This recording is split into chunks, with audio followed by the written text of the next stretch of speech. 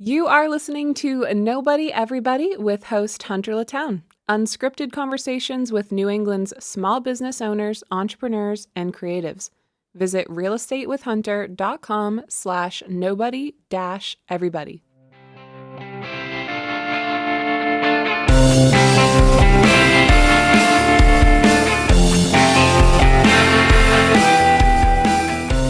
I do like a little intro tune. Okay. And I feel like I should do like Hendrix for yours or something, like not my absolutely. usual one. It might be a copyright violation, but Purple Haze, maybe? yeah, okay. I'll look into it. I think it's like 6 seconds before it's a copyright violation. Okay. So if I can change it up, that'd be kind of funny. I like it. Let's do it. All right, awesome. So thank you so much for sitting down with me. Thanks for having me. To everyone listening, I'm sitting here with Paul. He's the owner of NH Guitars, based out of Wyndham. Do you want to just give a little bit of background? Tell us who you are, what you do? Sure. Paul German, owner of NH Guitars. We've been around just for 3.5 years or so. As we like to say, the coolest nursery guitar shop in Wyndham, which is a pretty finite category. We do basically 3 things. We sell guitars, we teach guitars, and we fix guitars. So intentionally by design, we keep it real simple.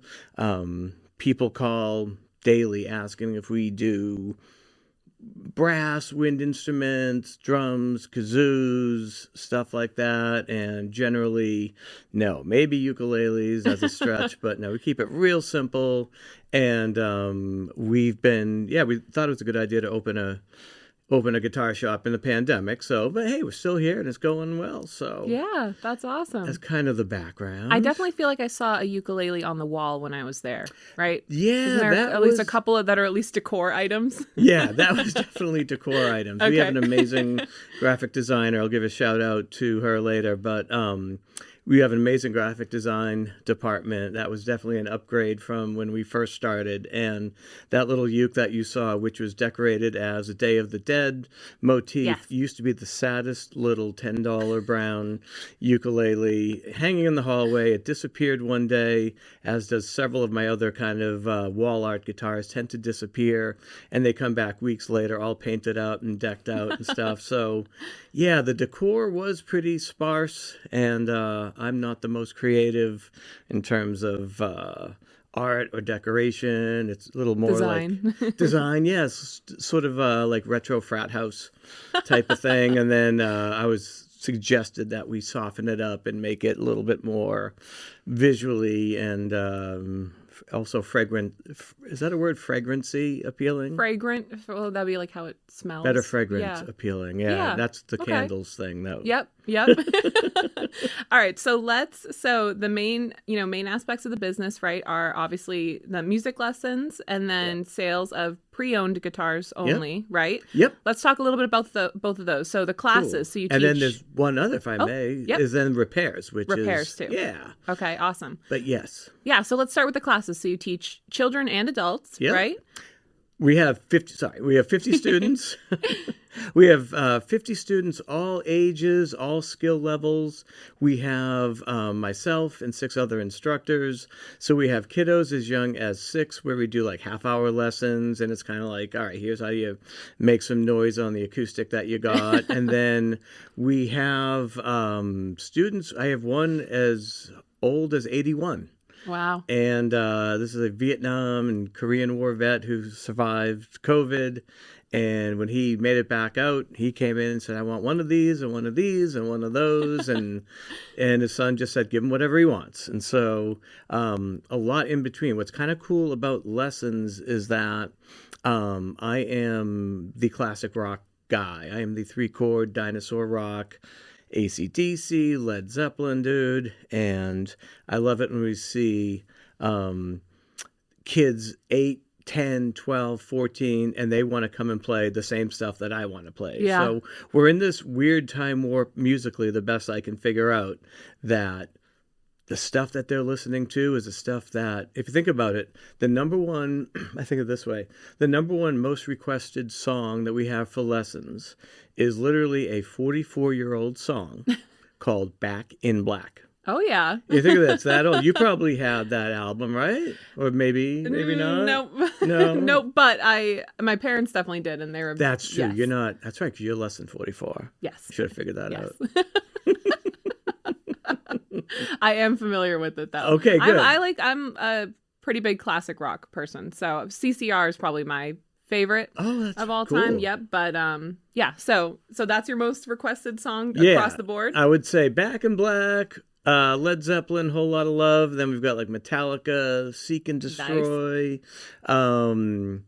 And then, all kinds. Oh, yeah, Black Sabbath. So the funny thing about the Black Sabbath stuff is like Iron Man and Paranoid, I hear literally every day. And I remember back in the day, this is back in the day, but the kiddos in high school with the Black Sabbath shirts and the black leather and whatever, they were all in the smoking area outside the calf.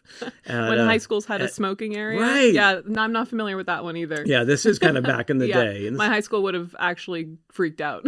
Yeah. Well, back in the day, it was acceptable. And then because of one of their songs, War Pigs, we would call them the War Pigs. But now it's very fashionable. I've noticed when my family and I sometimes will go to Boston and the girls will drag us down Newbury Street or what have you. I look in some of these stores and they have Black Sabbath t-shirts, Pink Floyd, Grateful Dead. And like, what? I wonder how many people who wear those shirts on Newbury Street actually know any Grateful Dead or Black Sabbath songs. But it's become way more fashionable than it was when I was growing up. So I'm very pleased about that. Yeah, that's awesome. I like to hear that too. I mean, I'm a classic rock girl. I'm big on older country music too, like Y2K era country music. That's like my favorite. So anything, I guess older music, right? That's still in style. I love. Yeah, but the new stuff, new country music though, it's kind of. I'm not a fan of it for the most part. There's a couple artists who are good, and I think that's because they have that like Y2K era kind of style to their music. But as far as the country music of today, where it's like, I don't know. My girlfriend stole my truck and then I threw beers at her house. Whiskey, Friday nights. Yeah. Blue jeans. It gets lyrics, the lyrics drive me crazy because they're all the same. Yes.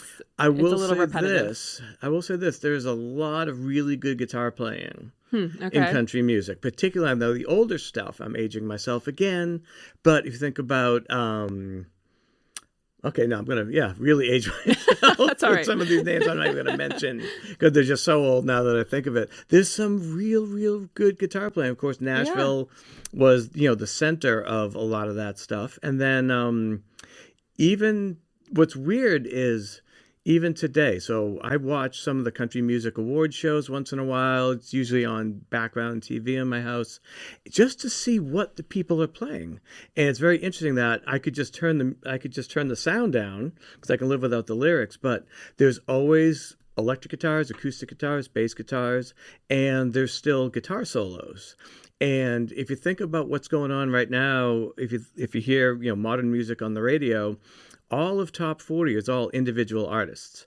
There are very few bands. And if you would go look back at like the Billboard charts from the 80s into the 90s, which had the hair bands and grunge, there were lots and lots of bands that were in the top 40. And then that went away with rap and hip hop.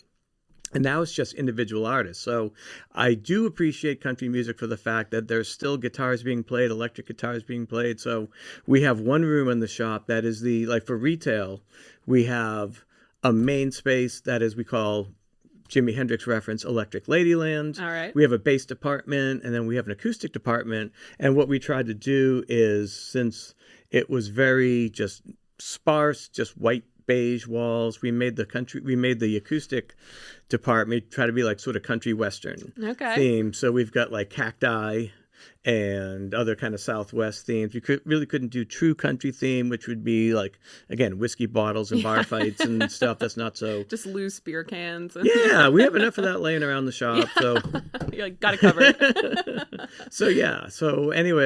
Lessons are a blast. And the thing that's different about us with Lessons is the fact that we don't present or promote ourselves as, quote, a school of music. Okay. It's a guitar shop, and it's guitar shop style lessons, which is to say, I think if we have 7 total instructors. We have one Berkeley grad. We have another instructor with a music degree. The rest of us have just been playing guitar for a while, either the people of my generation, or what's great is the 12, no, it's a little young. I would say 16 to 25-year-old instructors that we have as young as 16 that just know how to play guitar well. And what we don't do is, like myself, all those other instructors besides the 2 with music degrees, we don't even read. I can't even read music. Yeah. Oh, wow. And my other instructors can't read music. And so we're not doing like sight reading. We're not memorizing scales. We're doing lessons that are fun. And it'd be like, Hunter, what do you want to play? Mm-hmm. And you might say this, that, and the other. And we'd say, hey, let's start with these 2. Let's learn how to play these songs. And then we find lessonable, teachable content in each of those songs. So something like Hotel California, for example, there's like Great 6 song. Awesome song. Great song. Can you sing? Or I can sing badly. okay, maybe at the end, we'll do a duet. Well, I'll think about it. I could always cut it out. You can always edit yeah. that. Yeah, all right. But in something like that, there's literally like 6 lessonable items in one single song, like Hotel California. And it's actually, as a quick aside, is really cool when we see, again, we've only been there for, it will be 4 years in April. And we've have some kids who've been with us for 3.5 years. I got invited to an event Friday night in Salem for the bunch of local musicians. And she was student number 2 at the shop, Desiree, started with us when she was 9. She's been with me for 3 years. And she played at this event in front of like 7,500 people. Wow. Hotel California. And Mom was so excited. Everyone was so excited. But anyways, we teach stuff, long story short, teach stuff that's practical. And people would rather say, I can play this song, as opposed to say, I can play the harmonic minor scale up and backwards, because no one really wants to do that. Yeah. I don't even know it. Yeah, that's awesome. I love going back to what you're talking about your team. It sounds to me like you have a focus on bringing in people that are passionate and talented about what they do versus have, the quote unquote right resume. Exactly. Yeah. And I appreciate that. Yeah, that's the number one thing. And the other thing that we try to do too is we call it the farm system. So we're kind of a sports family. We have a lot of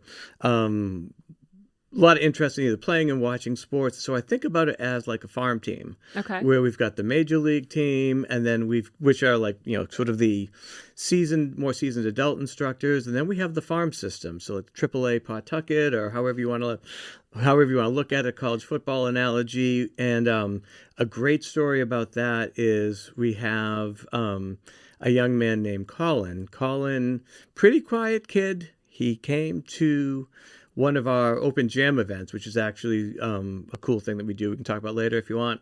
He came to one of our open jam events when almost 2 years ago. He was 14.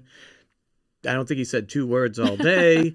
And at our events that we try to do is we have pros and amateurs and all in between there. And open mic kind of style? Yeah, exactly. Open mic, not even as organized as an open mic, but something like that. I informally call it show up and throw up, which most people don't throw up, but they throw up musically but sometimes. You can if you want, right? No it's judgment. Optional. Yeah, it's fine, And Colin connected that day with one of our pros, a gentleman named Kevin Herrera, who, among other things, plays with a band called Foreigner's Journey. That's an awesome tribute band, does other solo stuff. But anyways, he came out of his shell. He got to play with Kevin and see what's like playing up front in front of people.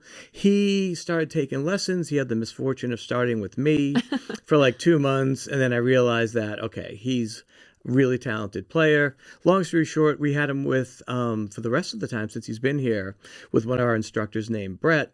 And to the point where he's gotten so good now that he just turned 16. He literally just got his license, and he has 6 students of his own. Wow. So that's how we kind of he's passionate about music, plays and practices all the time.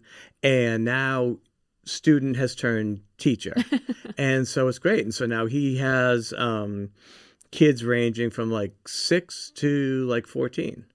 And we have another young man, Landon, who is just an amazing player. He's only 13. Wow. And we're doing like role plays with him. Like, okay, how would you do a lesson? And we'll sit with him. We're training him. We'll say, okay, I'm Jimmy. I'm 6. I've never played guitar. How would you do that? Or, John, and I'm 14 and I want to play death metal. How would we do that? And so we're still working with him to kind of like, I think he'll get a new student or first student soon. But yeah, the instructors are people who want to play all the time, great with people, and want to help people just kind of have fun. And the average student is not someone, we do have some pros who want to come in and kind of, hone their skills. But the average student says something like, I want to learn how to play something that sounds like a song if I'm around a campfire or up at the lake or whatever, and I want to play with friends. And we teach that way and kind of back into the theory. Yeah, I love that. That's how I think I would want to learn. I totally, you just want to be able to pull it out and be able to do something cool. And, like you said, exactly, with friends and versus learning the, every little minute detail about it. Exactly. Yeah. Scales and stuff, little details like scales and things like that. So yeah, boring stuff like that. So another part of the business, right, is the sales of pre-owned instruments only. I thought that was, and I saw some beautiful pieces when I was at the shop. Thanks. Talk a little bit more about that, because I found that to be really interesting. Yeah. Well, that speaks to the bigger picture of trying to do things completely differently than like the bigger box guitar stores. And there's one that rhymes with, I won't say their name, but it rhymes with Guitar Center. So, put 2 and 2 together on that, who mostly sells used items. I'm going to be careful what I say. I'll just say they sell mostly used items. I'm sorry, new items. Yes. And we'll leave it at that. They're nice people. But our thought is that for our target market, if you buy $1,000 guitar, it's just like a car. You buy a new guitar for $1,000, you take it home, that's a $700 guitar. Yeah. Second, it leaves the lot. Overnight, exactly, right? And so the other thing, if you sell new items, then that you're a dealer. And that means that whether you have a good month or a good quarter or a bad one, that truck from Fender or Marshall or Gibson or Ibanez is going to back up and drop you off 15 more Strats or 15 more Les Pauls, whether you want them or not. And our preference is that with used items, we have an amazing tech staff so that anything that we do have that's used is going to be made to play as well as it possibly can. And the stuff on the floor plays great. Depreciation's already taken out of it, and we can pick and choose what we want in the shop. So you may, someone will walk in the shop and see that we have 2 or 3 of Strats, 2 or 3 Tellys, 2 or 3 Les Pauls, but not like 15 of the same thing. So we have a variety of different things that play great. And just for anyone listening who's not super knowledgeable on the topic, those would be different like brands that are like popular brands, or exactly. Okay. Yes. Yeah. Yeah, exactly. Because I can think of a few shops that are, that they're a dealer of a certain brand because they're always saying, we're having a sale on Ibanez, whatever, or Fender, whatever. But we'd rather have a variety of different things that we can kind of pick and choose that people want. And then the other thing that we do too, we're small enough and flexible enough that we put together shopping lists. And so this kind of speaks to, for example, what I did on Sunday. What does a guy who owns a guitar shop do on their day off? They go to guitar shops because we can't stop, can't help ourselves. I can't. But what I do is I take the shopping list, so to speak, of what customers are looking for that they tell me during the week, and then I go do treasure hunting, which is to say which is how I started the business. Hit the pawn shops, look online, garage sales, maybe garage sales, yeah. And then there used to be when I sort of first started, Craigslist, and then Facebook Marketplace, which honestly is kind of annoying. It's a lot of ads now, and Craigslist is, I feel like, kind of sketchy now too. Sketchy, there's a lot of sketchiness, and then scams and stuff. So So yeah, so I go out, we take shopping lists, and then customers are thrilled when we don't always succeed. But then maybe we come back on Monday or Tuesday with, hey, you were looking for this type of amplifier. Here you go, I've got it, and Very cool. let's make a deal. Yeah. You're like, what did you have in mind for a price? Yeah, tell me more. That's awesome. I love that. That was going to be my question: is how exactly you're sourcing the ones you're selling. Do you do much like purchasing instruments from people coming to the shop too, or is it mostly just you going out and looking for instruments? It's those two, plus also I would say the shop owns about half of the items in the shop.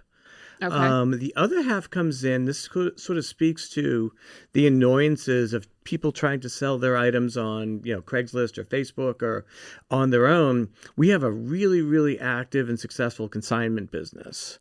And what that is we will sell, let's say as you probably will, coming out of this podcast, you'll probably go and buy a guitar or two, and maybe it turns into 5 or 6, and eventually, you might sell 1 or 2. We take in items and we sell a consignment for a 25% fee. Okay. We work with the consignment owner to have, hey, here's what it's worth. Here's our high price. Here's our low price. We do any repairs on it that need be. And then we put it out for sale. Then we do all the sales and marketing on it. And then the customer gets 75% of the sale price on that. So it's for people, and there are many of them out there who just don't want to deal with selling stuff on their own. Yeah. Okay. And so that's another way that we get to pick and choose. So we get several calls a day of potential consignment owners who have certain items that they want to sell. And what we can do, like yesterday, again, a Fender Stratocaster is a pretty popular guitar, Mark Knopfler, Jimi Hendrix, etc.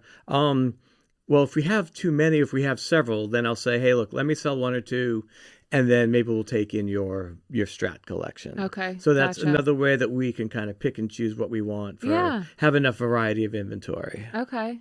Interesting. And then so repairs, that's the third piece of the puzzle, Yeah, I guess, right? the third leg of the stool, if you will. Yeah, there you go. That's better. It's funny. Yeah, it's third engine of the business.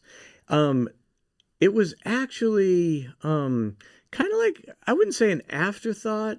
It was sort of something necessary that we needed to do when we first started. Okay. To first repair our own stuff that we were bringing in.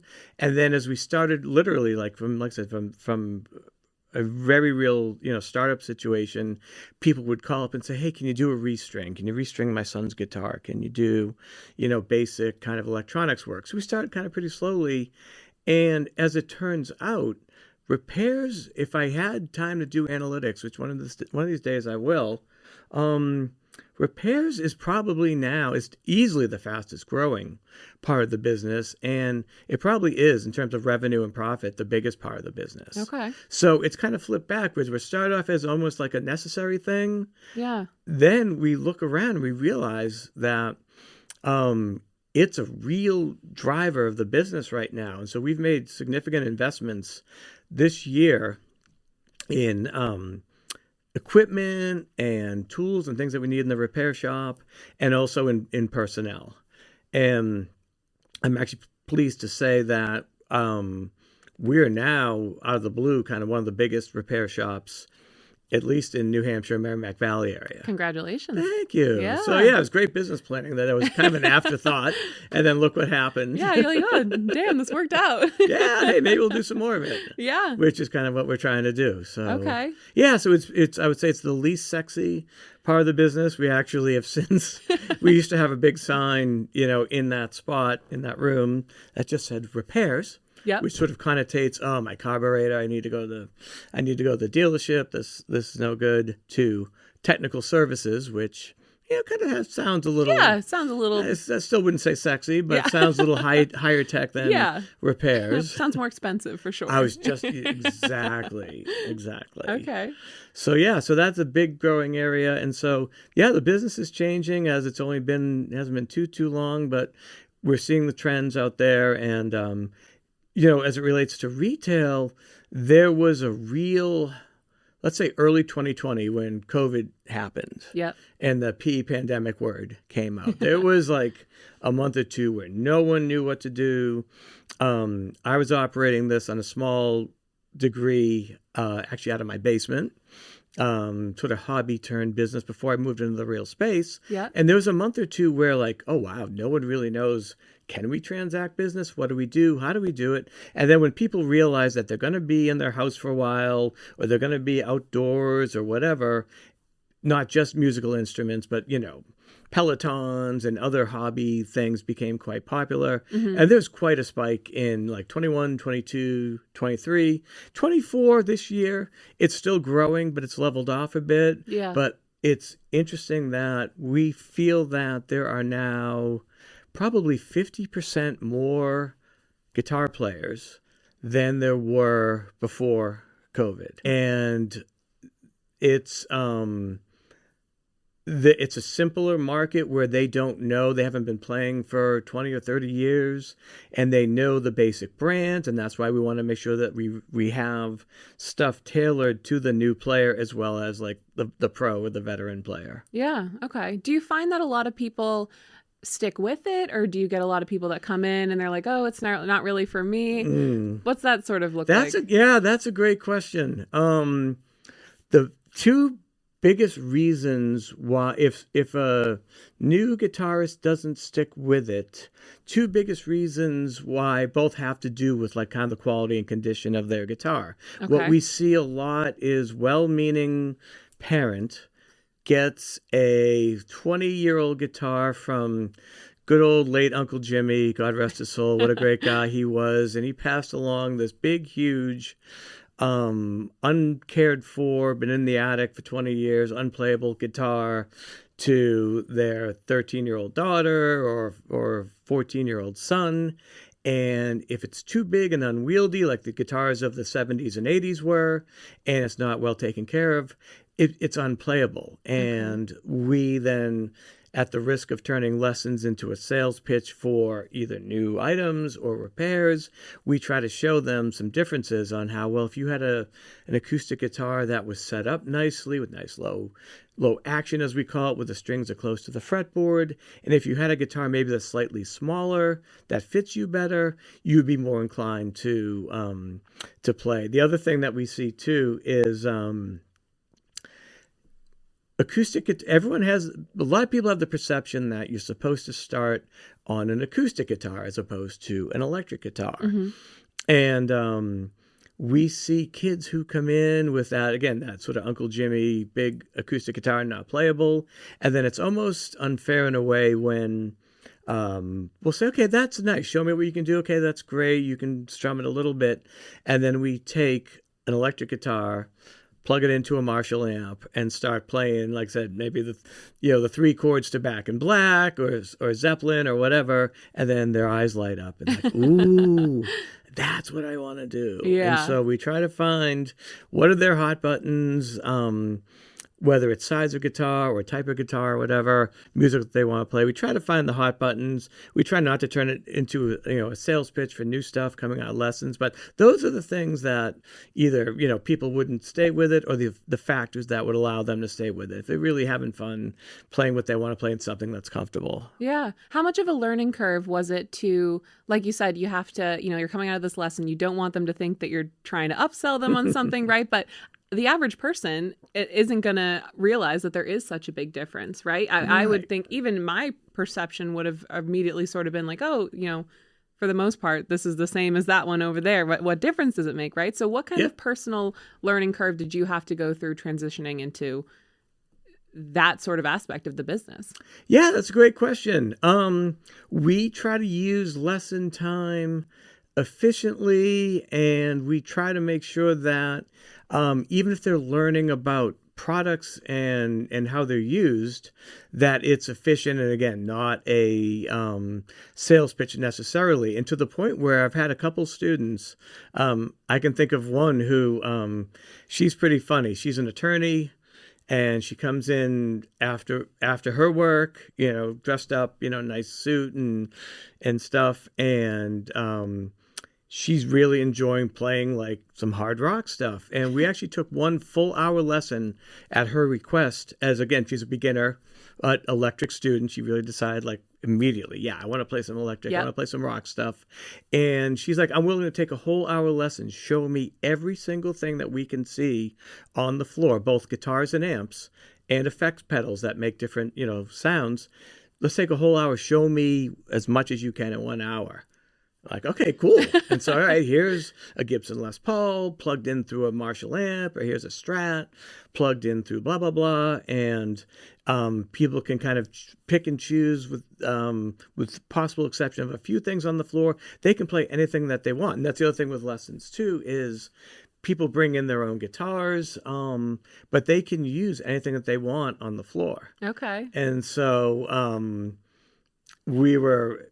and it's funny, this time, of course, right now being obviously Christmas time, holiday time, there's a lot of try and buy stuff going on with lessons, particularly where most parents don't really know the difference between guitar A and guitar B. So we've got, right now, we've got close to 100 guitars and basses. Wow. That people can choose from. And we have, it's kind of funny too, now that I think of it, we have what's called Santa's Workshop. We work very closely with Santa. Love it. And the elves. Love that guy. As you might imagine. And we keep closets in the shop where parents will see that, okay, my son or daughter is playing this guitar. They're really into it. I don't want to give it to them right now, and I don't want it to sell. And so, like, we'll have them purchase gifts ahead of time. We tuck them away. And then we have to actually figure out to keep track, like when that student is coming in next. Okay. Because then like, oh, wow, Melissa has a lesson at 3 and she's got that bass tucked away and we don't want to think it's sold. We'll put it back out on the floor and like, oh, look, here, you can use this if you want.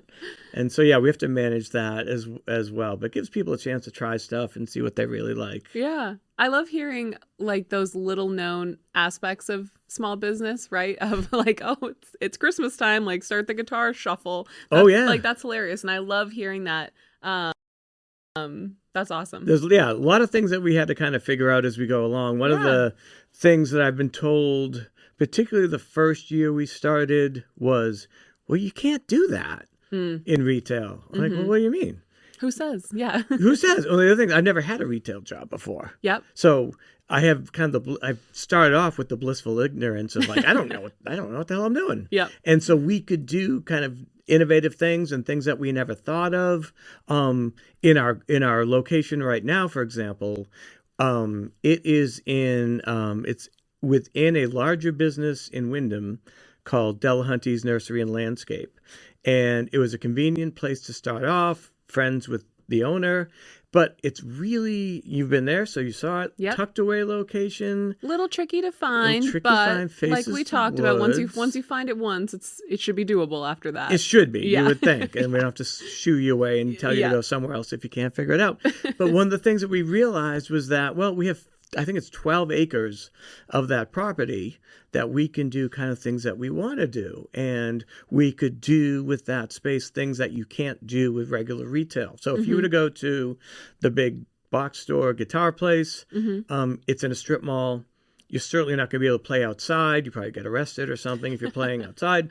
And we realize in our location, well, what can we do, particularly coming out of COVID, that's fun, that takes advantage of the location and get good at turn lemons into lemonade, right? Yeah. And so we started doing, as I mentioned, kind of the open jam, aka open mic things. And we quickly figured out that the space near our quote-unquote front door, which of course faces the woods, the red door in back, has a little pavilion area. And so we called it the Axes and Roses Pavilion, because we're in a nursery landscape thingy, although they don't sell roses.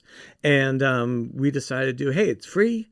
Every 4 to 6 weeks, we'll have our instructors set up drums and PA system and stuff. And it's totally free to people who can come and play, plug in. We have a whiteboard that will write down songs or chords and free refreshments. And then we'll have like our vendors, like our T-shirt vendors or art partners or whatever. They can set up tables out there and just do things like just different. And Yeah. so at first it was to get people just to make enough physical noise so people could find the place tucked away in back where we are. And then it became a regular thing. Yeah. And You're like back to basics marketing. We're just going to be real loud. yeah, seriously, like really as simple it. as it gets. I remembered, oh my God, that just brought back a couple little, weird retail, like you're saying, kind of different thing flashbacks. The first year, which again would be 2021 for the shop. Yes, one time we just did, I had a couple things from next town over who no longer work there. They went to college, so they're not there anymore. And I was trying to figure out what to do with them on a Sunday. And it was in the spring. I'm like, tell you what, you two grab a couple amps, go out back. And there's lacrosse going on at the chapel fields next door. Make as much noise as humanly possible until someone yells at you and get people to notice where it is. And then... and they were teenagers, right? So that should be pretty easy. Yeah, high school kids making some noise. And then one of my instructors joined them. And then... those poor same two, this may be why they're not working for me anymore, but the same two kids, I remember we sponsored a show. It was our second year, so 2022. Yeah, that's right. They lasted into 22. They stayed a little bit. You're like, they told me they went to college, but yeah, I think they they're not. They just stopped returning my calls. So I remember it was a Sunday morning because we sponsored a metal show in Manchester. We were out a little later than usual, and that particular Sunday morning, I was a little tired and. Like, oh, that's right. So and so are here today. What am I going to do with these two? And I'm like, you know what? You two, the other side of our building faces out to Route 111 in Wyndham. I'm like, all right, you two, grab wicked long cable, grab some long cables, grab some couple amps and a couple guitars to play. Bring 10 other guitars out with you, and literally they were like those human, what do they call the sign? The blow up little. Oh, like the noodle guys that are in front of car washes. I don't know what they're called, but noodle guys in front of car washes. They were human noodle guys in front of car washes, and I'm like, don't come back until you sell at least one guitar. So they didn't actually succeed in selling guitars out there on the street, but they made noise. And I remember that day we got a new consignment customer came in who saw them and a new lesson sign up. Okay. So yeah, we should probably do more human noodle people. Yeah, if it worked out, right? Yeah, I like it. So yeah, little weird things that we've learned over time, and we can think out of the box because frankly, there's no one there with real retail experience. A couple of my techs, worked at the big box store, but generally we're kind of making stuff up as we go along. Yeah, nothing wrong with that, right? I mean, you fake it till you make it, and now it's going pretty well, right? It is. You just keep doing what's working for you. Yeah, nothing wrong with that at all. Do more of it. Yeah, and who says just because the big stores are doing it, that's the way to do it, right? Because a lot of stores out there, those big companies are sort of not doing so well, depending on the industry, right? So you're right. I wouldn't say they necessarily have it all figured out. No, they don't. As a matter of fact, one of them kind of keeps going bankrupt every 4 years and gets bailed out by some bigger hedge fund. And so, literally, we'll try to do the opposite of what some larger competitors do. We do things that they can't. We'll do the opposite of what they do. And then that's the other thing I do on my Sundays or occasional days off is some the local places that are left around here, and there's fewer and fewer, but some of the local shops around me are excellent and the people are excellent. There's a great place in Manchester. I'll give them a shout out, Manchester Music Mill. Always treated me well, always treated us very well. Very cordial relationship. They run a great place.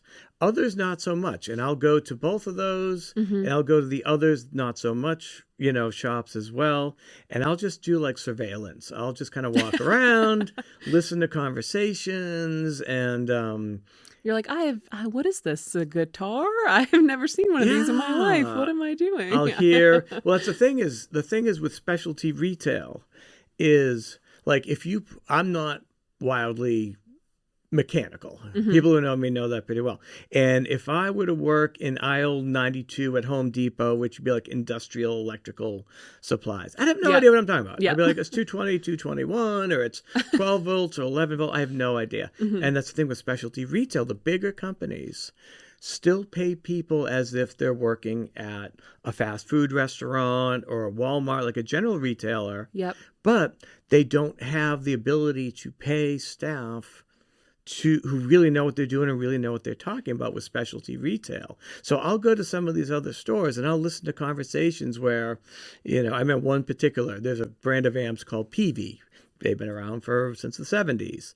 And one of their staff was talking to an adult customer who's looking for amps. And I heard the term like, oh, yeah, well, that's a great amp. That's a PEVY amp over there. I'm like, PEVY? I'll watch my mouth. I'll say, what is a PEVY amp? Well, there's no such thing as PEVY. You at least know the brand, the basic brands.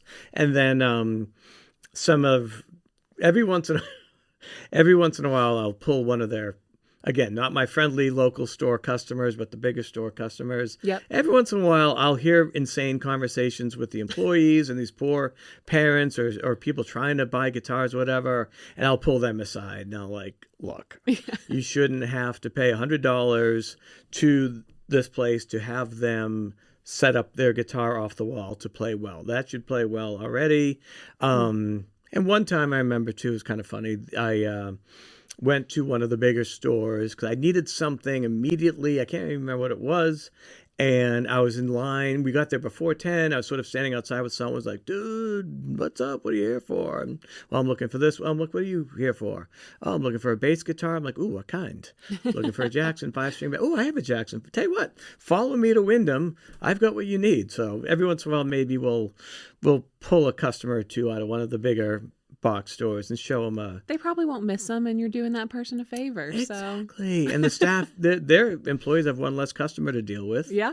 Pesky customers ask questions and want things and want service. So yeah, we're doing them a service as well. Yeah. Taking their customers out of their stores and bringing them to our nice little local guitar shop. I love it. It's Thanks. Very generous of you. Yes, we're all about giving. Yes. To our bigger competitors.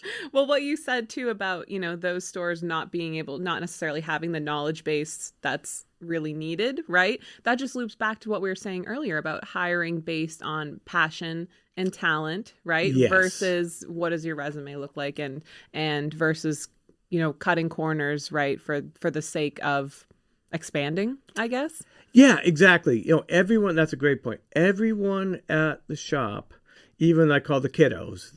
Everyone's at my age. Everyone's a kiddo, but we have everyone's an independent contractor. So you're gonna laugh about child labor laws, but no, everyone's an independent contractor. So I have even Landon as young as 13, who, if he's got extra time between lessons, sweeps the floor, do whatever. But every single person at the shop, and we've got a staff, depending on the time of year, up to 14. Besides me, everyone has to know what they're talking about. Yeah, everyone has to play. Everyone has to been playing at least for a couple of years, whether you're a tech or you work at the front desk, or you're an instructor, you have to know what you're doing. And so I'm confident that if I'm not there, someone, even the teenagers, can help customers and kind of point them in the right direction. So yeah, that's a key thing. I don't think I've even seen a resume. We have 14 people. What the hell is I have that? one instructor. I have one instructor who actually brought a resume in. I'm like, dude, I know who you are. Take it away. I don't need that. But no, thank you for bringing it. But yeah, I don't think any of them actually have a resume.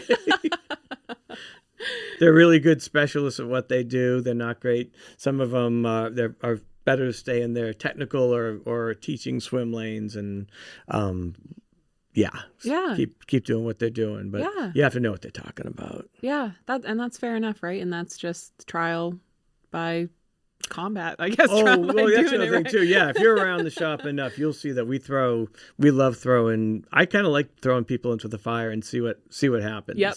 That's where you grow the most, right? Is facing some kind of adversary or new situation, right? That's how you're going to not just learn and grow, but show what you're actually capable of. Exactly. And then it also helps me see what people can do. And I think about our young instructor that I mentioned, Colin, who last year when he was 15, we had a little miscommunication with someone else's student who was older than him, a really, really good player. Mm-hmm. And I'm like, oh, wait. This kid's here. He's going to be here for an hour. Dad dropped him off. He's got nothing else to do. And then the instructor's not going to be here because scheduling snafu. I'm like, Colin, put the broom down. Go do a lesson with this dude and figure it out. Yeah. Yeah, he figured it out. A lot of them figure it out, and it helps me figure out, okay, who can think on their feet. And the phrase we use is, I didn't make it up for sure, but improvise, adapt, overcome. Yep. We're a relatively small business. Everyone has to wear a lot of hats.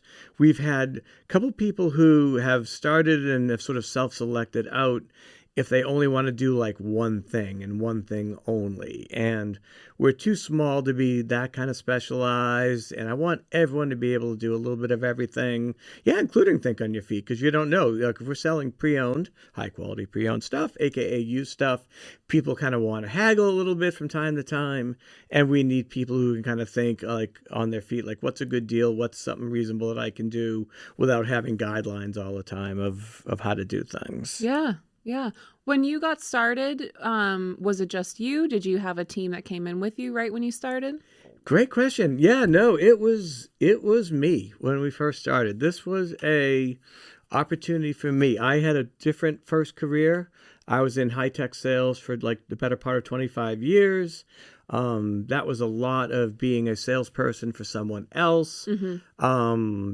Travel, as time went on, travel kind of more than I wanted to. And, at one point in time,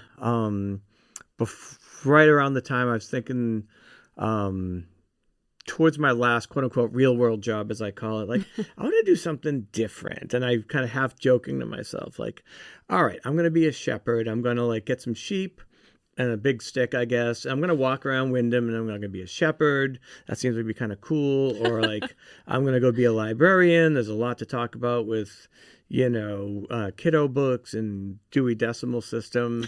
And one thing led to another. And I had the opportunity to like, literally, this was like one guitar in the basement, turned into two, turned into four, became a hobby, blah, blah, blah. So yeah, long story short, it was just me starting off. Because the hobby turned into like, yeah, this could be like a real business. And so we kept kind of doing by appointment stuff, and I was selling stuff online. And then I started looking at spaces in 2019, late 2018. I realized that, yeah, this is kind of, this could work as a real business. 2019, I started looking at spaces. I think it was fortunate that, for whatever reason, the space I'm in now and other spaces I looked at, for whatever reason, I didn't pull the trigger in 2019. Yeah. And then, because then 2020 happened. Mm-hmm. And then so I'm like, okay, we're doing just all shipping, selling stuff on eBay. And then there's a site called reverb.com.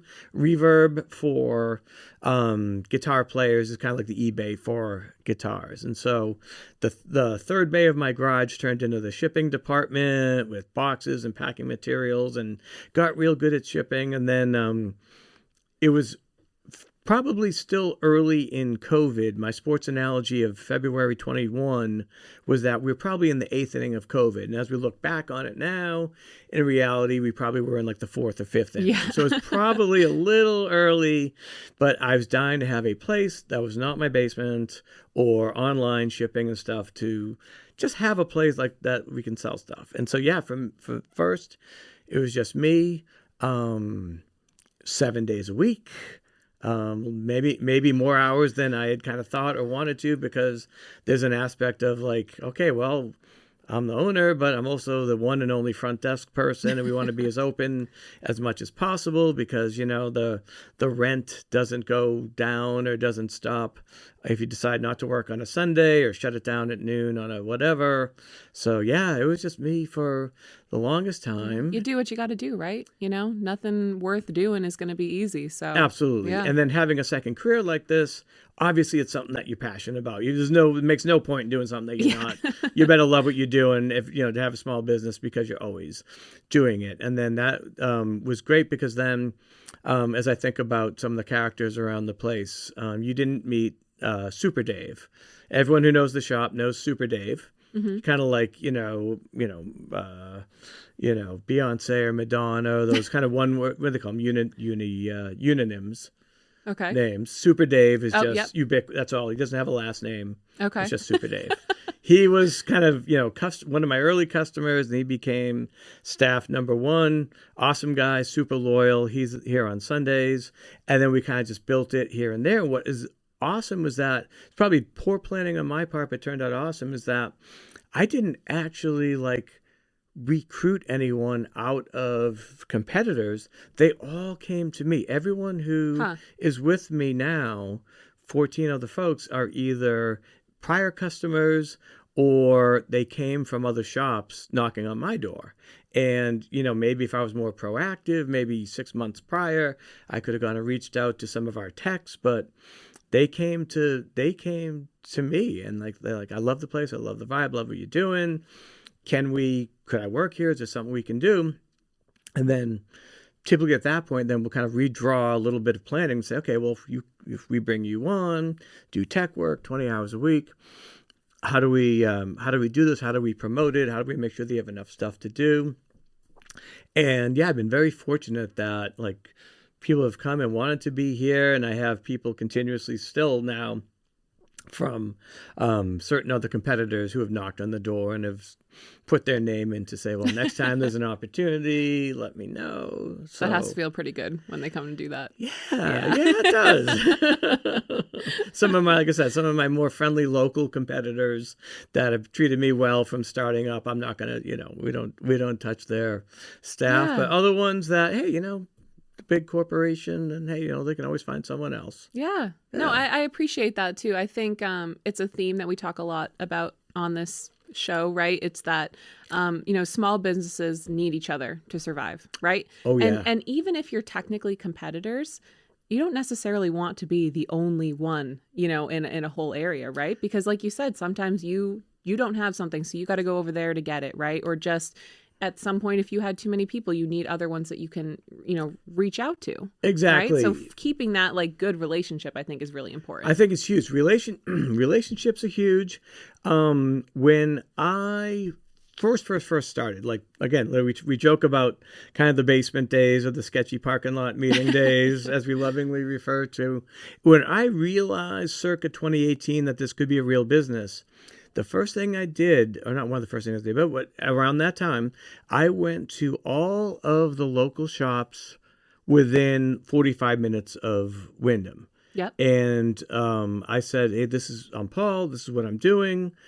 I have this little shindig brewing, and, wouldn't it be great if you could, for example, I think of like a couple of places. I say, hey, look, if you help me out with, deals here and there, I can send business your way as I speak with customers that are looking for products or services I don't have. I'd be happy to send them your way. And that's worked out really well because I've always had, and the shop has, we have a, I don't know what, kind of like a philosophy of plenty, if you will. And the fact that I think that this is America. There is plenty of business out there for everyone, and that we're not greedy about market share. We're not greedy about this customer shops.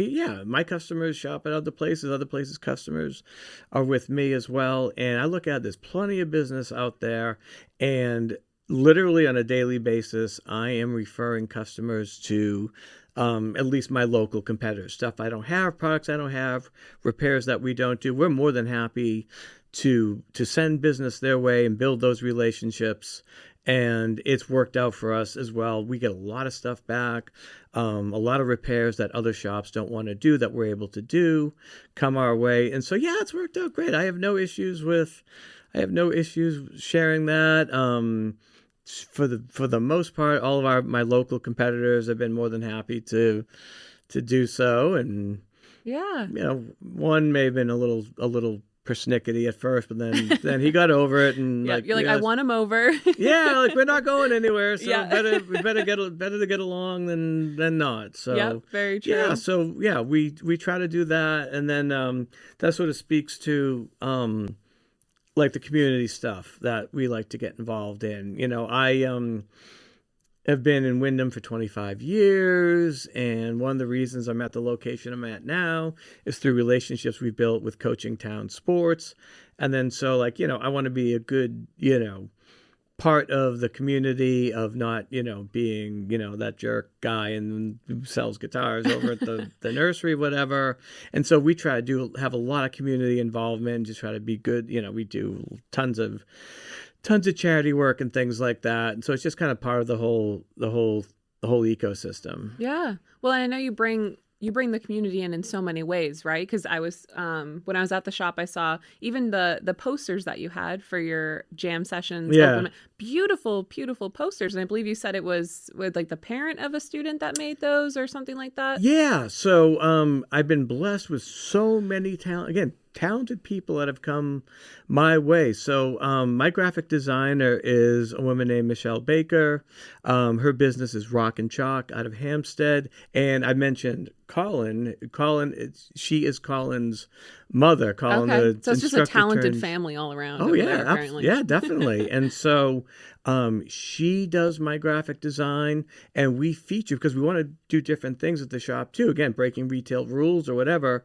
We feature a lot of her. We have painted pick guards that she does, decks of guitar playing cards. Oh yeah, yeah. That I you may remember have those. Those are very seen, cool. that Yeah. we help sell, promote her local business. There's another woman who, when the shop used to look like right now you and I are sitting in front of a table, all kind of natural wood. Well, if you can picture paneled walls and stuff that have the 70s kind of Yep. wood, not the most attractive modern look. That's kind of what the shop decor was.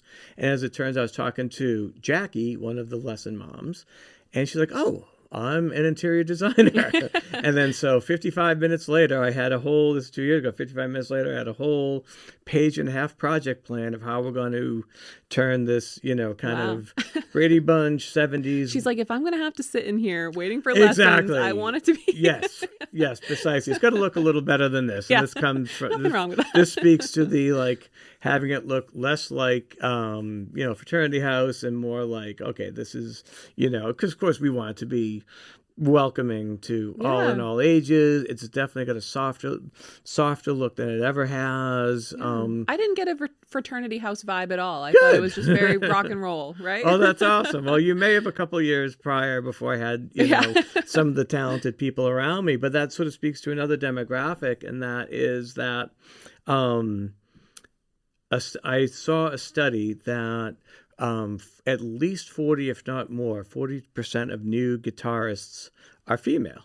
Oh. And I've gotten a real sense over time, just from experience of being in other places and from female customers who tell me directly that they don't feel comfortable at bigger shops.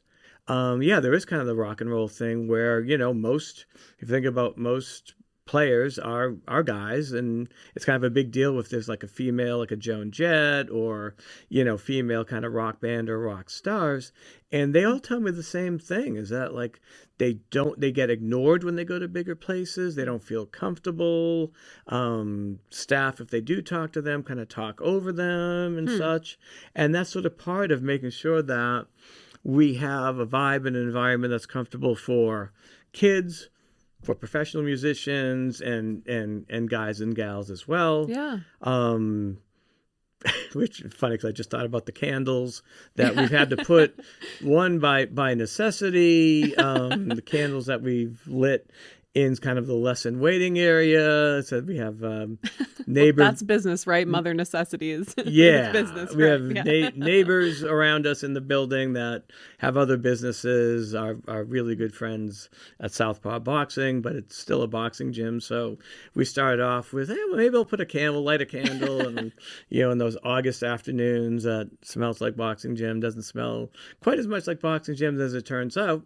Our female customers particularly loved these candles, so I got a wholesale deal with Shy Wolf Candles out of Canada, who make awesome rock-themed candles.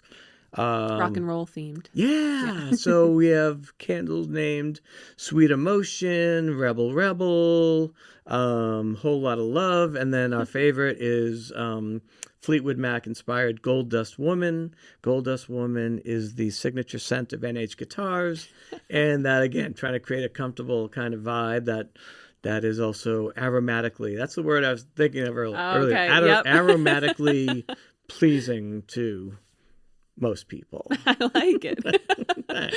You're like, I'm building my brand from the base up, right? And that includes a signature scent. Yeah. Yeah. I love it. As we kind of figure it out and Yeah. make it up as we go along. That's awesome.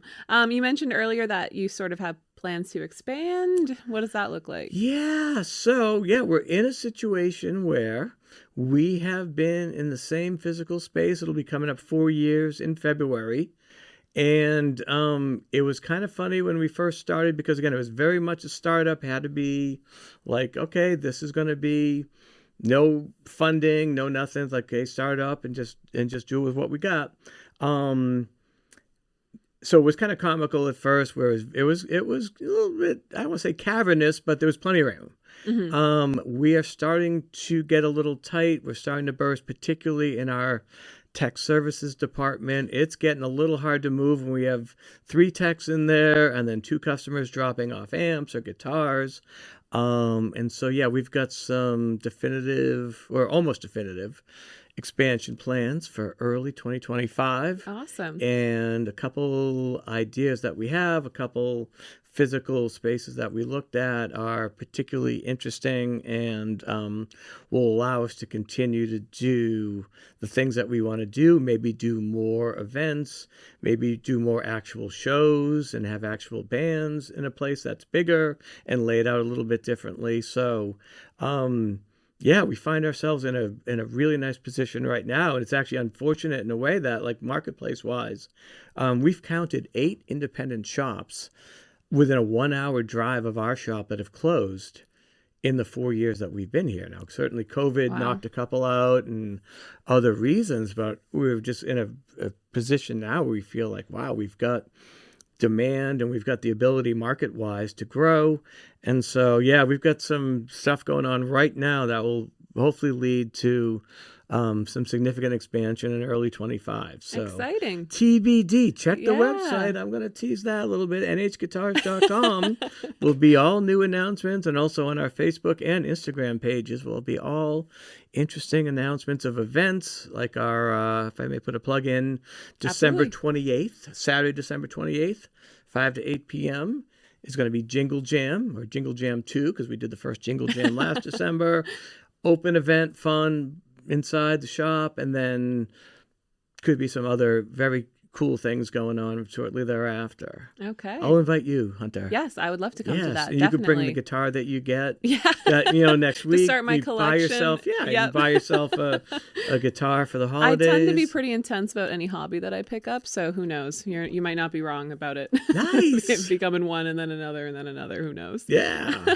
And then the other thing too is because we're now offering vocal lessons. That's the other. Okay. The other thing is that we realize there's demand for vocal lessons. It just so happened that there's a really talented young gal named Meg. She's in 2 bands. She's a middle school teacher.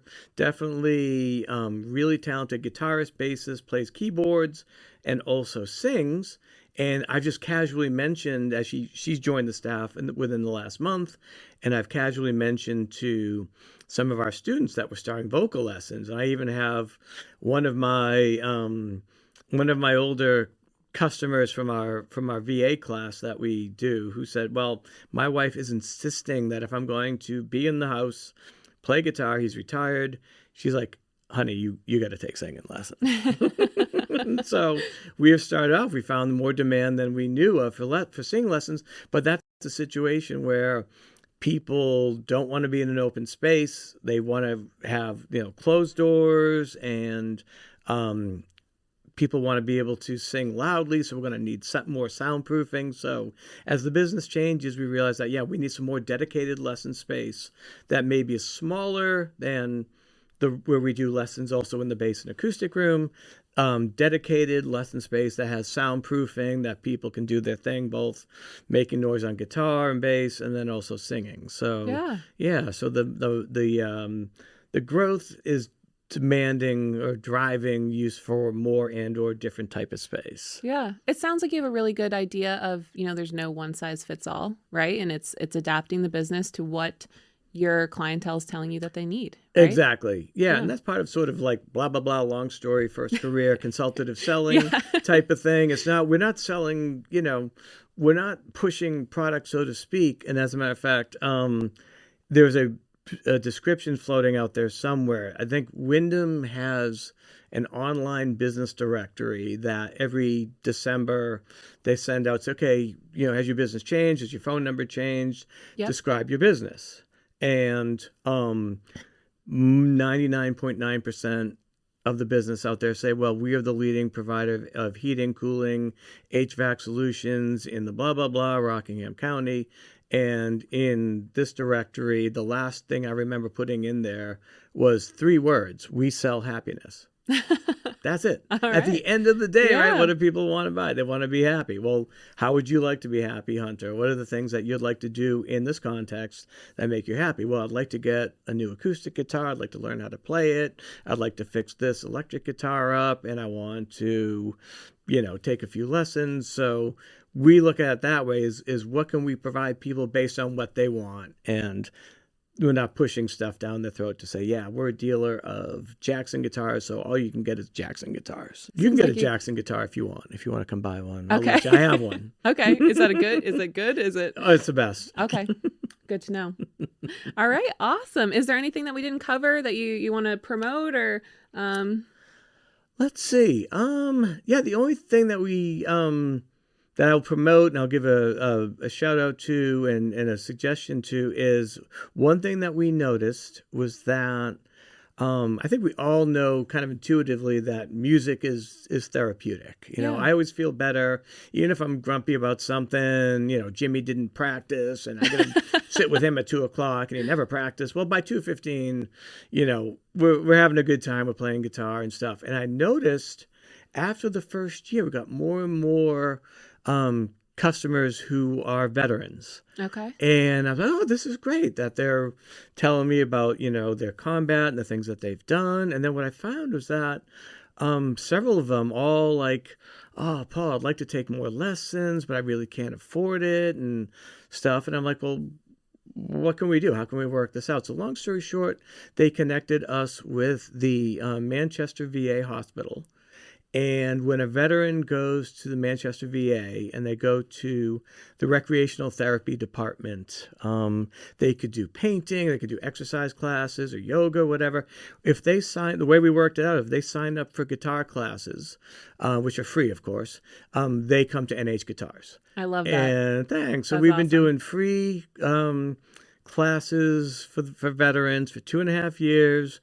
We don't want anything for it. I don't mention it that much. I do mention here in this context that if anyone's listening and they're a veteran in the Manchester VA area and you'd like to take guitar lessons and hey, it's great if they're free, contact them, go to the recreational therapy department in Manchester, and sooner or later you'll end up at NH Guitars. I love that. That's awesome. I work with quite a few veterans through what I do through real estate. They're for some reason they end up being quite a few of my clients. And that's awesome. So I love that. I love talking to them, and they're just so humble. So many of them. I was thinking about unfortunately he passed, but my oldest customer or the oldest student I had that came out of the VA classes was 92-year-old Joe. Wow. And he fought in Korea and combat in Vietnam and everything since. And sometimes he'd be a little persnickety sometimes about, well, how come I can't play this or I can't play that? And I think about, well, Joe went and fought bad guys for 30 or 40 years. He can do whatever he wants. He can complain about whatever he wants. Yeah. And he can do whatever he wants here in the shop while he's here. So we love working with them. And that would be my one thing to mention. Yeah. That's a solid one thing to mention. I appreciate it. Thanks. Thank you so much for coming on. Thanks for having me. I appreciate it. Thanks so much, Hunter. Yeah. And everyone should go check out the next jam session, which was the 28th, you said, right? Yep. Awesome. And it's nhguitars.com. nhguitars.com. Yep. And we also have a page on Instagram and Facebook. Perfect. All right. Awesome. Thank you so much. Thanks so much. Bye.